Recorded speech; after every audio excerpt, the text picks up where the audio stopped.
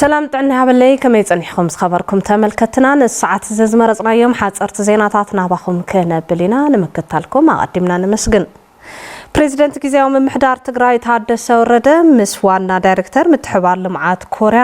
ቾይ ጆንግዮን ኣብ ኣፈጻጽማ ውዕል ፕሪቶሪያን ኣብ ትግራይን ብመንግስቲ ኮርያ ዝሕገዛ ፕሮጀክትታት ኣመልኪቶም ኣብ ቤት ጽሕፈቶም ዘትዮም ድሕሪ ኩናት ዘላ ትግራይ ብምዕዛብ መንግስቲ ኮርያ ኣብ መስርሕ ምስንባት ዳግመ ጽንበራን እግሪ ምትካልን ሰራዊት ትግራይ ኣድላይ ሓገዝ ከም ዝገብር ገሊጾም እዚ ልኡኽ ጉጅለ ኣብ ትግራይ ዝርከባ መንግስቲ ኮርያ ዝሕገዛ ፕሮጀክትታት ተዘዋዊሩ ንምዕዛብ ከም ዝኸኣለ ተፈሊጡሎ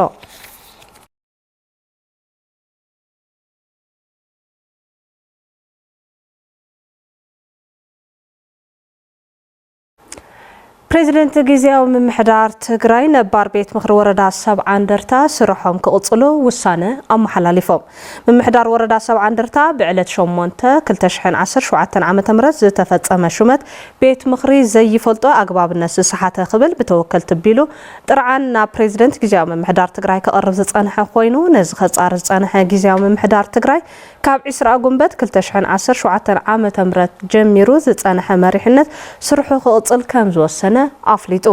ነዚ ተግባር ዝፈጸሙ ኣካላት ድማ ናብ ተሓታትነት ንምቕራብ ፖሊሲ ኣድላይ ሕጋዊ ስጉምቲ ክወስድ ቤት ጽሕፈት ፕሬዝደንት ጊዜያዊ መምሕዳር ትግራይ ወሲኑ ከም ጸብጻብ ደረስ ብርሃነ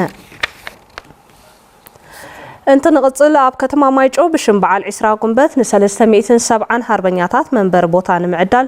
እምነ ኹርናዕ ከም ዘንበረ ከንቲባ ከተማ ማይጨው ኣይተ ዮሐንስ አዱኛ ገሊጾም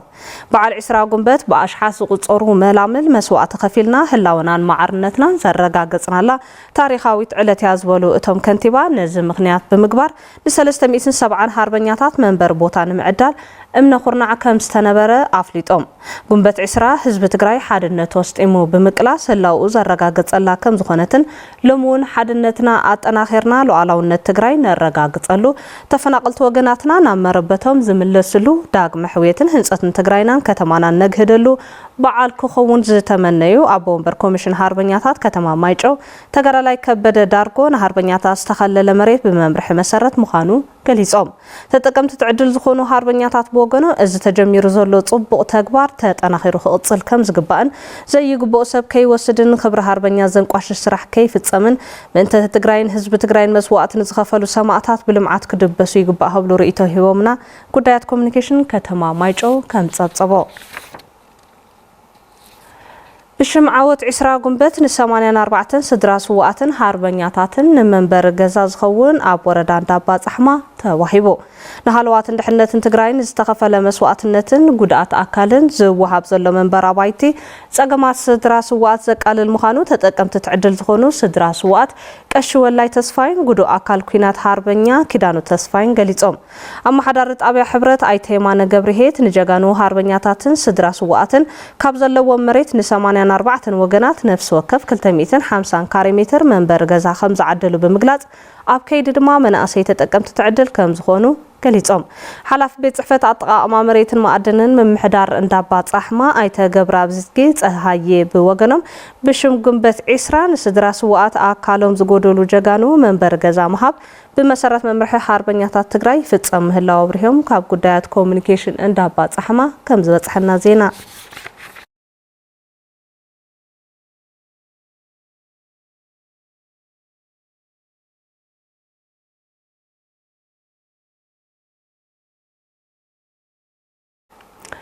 ቤት ምክሪ ወረዳ ታሕታይ ቆራሮ ራብዓይ ዘበን መበል 38 ስሩዕ ጉባኤ ከም ዘሳለጠ ተገሊጹ ብርሰት ደንን ዘይሕጋዊ ስደት መናእሰይን ትኹረት ክወሃቦ ይግባእ ኢሉ ቤት ምክሪ ወረዳ ታሕታይ ቆራሮ ዘይሕጋዊ ስደት መናእሰይን ብርሰት ደንን ንምዕጋት ፈጸምቲ ኣካላት ትኹረት ሂቦም ክሰርሕሉ ቤት ምክሪ ወረዳ ታሕታይ ቆራሮ ኣተሓሳሲቡሎ ዘይሕጋዊ ስደት መንእሰይን ንምዕጋት ዕድላት ስራሕ ብምፍጣር ተረባሕቲ ዝኾኑሉ ባይታ ክመዓራረ ዘተሓሳሰበ እቲ ቤት ምክሪ ኣብቲ ጉዳይ ኣድላይ ደገፍን ክትትልን ከም ዝግበር ወሲኑ ናተጋደደ ዝመጽእ ዘሎ ብርሰት ደኒ ውራ መሬትን ካልኦት ጠንቅታት ሰናይ ምምሕዳር ልዑል ጠመተ ተዋሂብዎ ክስርሐሉ ከም ዝግባእ እቲ ኣባል ቤት ምክሪ ኣተሓሳሲቡ ደኒ ህይወት ምዃኑ ኣባል ቤት ምክርን ባዕሉን ስድሩኡን ካብ ብርሰት ደኒ ነጻ ኮይኑ ኣብ ሕብረተሰብ ናይ ኣተሓሳስባ ለውጢ ንኸምጽእ ጻዕርታት ከም ዝግበር ዘተሓሳሰበ እቲ ቤት ምክሪ ደንን ተበሪሱ ህይወት ሓረስታይ ንሓደጋ ዘጋልጽ ምዃኑ ኣብርሆም ጉዳያት ኮሙኒኬሽን ወረዳ ታሕታይ ቆራሮ ከም ጸብጸቦ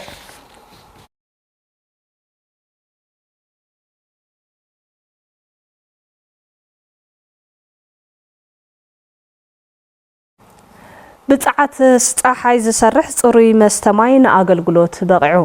ኣብ ወረዳ ራያ ኣላማጣ ጣብያታት ታኦን ላዕላይ ዳዮን ትካል ገባር ሰናይ IOM ካብ ሕብረት ኣውሮፓ ብዝረኸቦ ልዕሊ 6.2 ሚልዮን ዝተሃነጸ ፕሮጀክት ማይ ንኣገልግሎት በቂዑ ነበርቲ ጣብያት ኣኦ ቁሸት ሃገረ ሰላም ቅድም ክብል ጽሩይ ዝስተ ማይ ንምርካብ ልዕሊ 1 ሰዓት ይጓዓዙ ምንባሮም ንማሕበራውን ጥዕናውን ጸገማት ይቃልዑ ምንባሮምን ብምግላጽ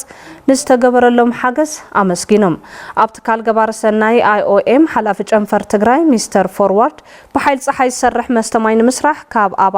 ሕብረት ኣውሮፓ ትካል ሰብኣዊ ሓገዝ ከም ዝተረኸበን ንምዕዋት እቲ ፕሮጀክት ንዝሓገዙ ኣካላት ኣመስኪኖም ኣብ ማሕዳሪ ዞባ ደቡብ ትግራይ ኣይተ ሃፍቱ ኪሮስ ብትካል ገባር ሰናይ IOM ኣብ ዝተፈላለዩ ከባቢታት ዞባ ደቡብ ዝህነፃ ዘለዋ ፕሮጀክትታት ሳላ ሰላም ዝተረኸበ ከም ዝኾነ ተዛሪቦም ምክትል ሓላፊ ቢሮ ሃፍቲ ማይን ማዕድንን ትግራይ ኣይተ ታጠረ ሓድሽ ብጆኖሳይዳዊ ኩናት ዝዓነወ መሰረተ ልምዓት ማይ ንምሕዋይ ምስ ትካላት ገበርቲ ሰናይ ብምውዳድ ይስራሕ ምህላው ገሊጾም ከም ጸብጻብ ኣስናቀ መሐመድ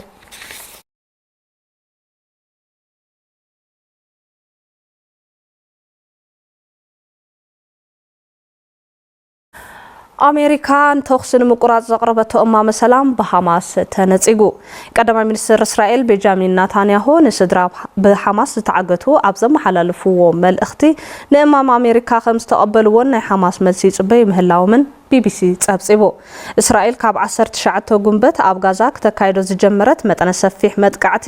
ንሙሉእ ጋዛ ንምሓዝ ምዃኑ ዝገለጹ ቀዳማይ ሚኒስትር እስራኤል መጠናዊ ሰብኣዊ ሓገዛት ናብ ጋዛ ከኣቱ ፈቂዶም ምንባሮም ይዝከር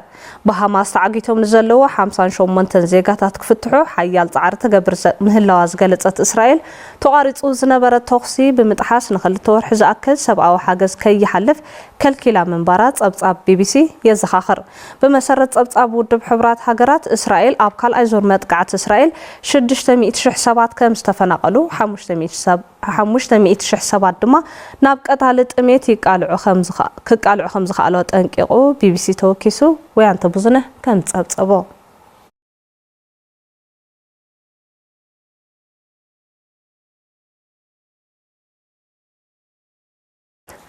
نسعة زي زحرنا يوم حد صارت زينات الصازمنا لو عم قبر كده نساخن صنيحة سلام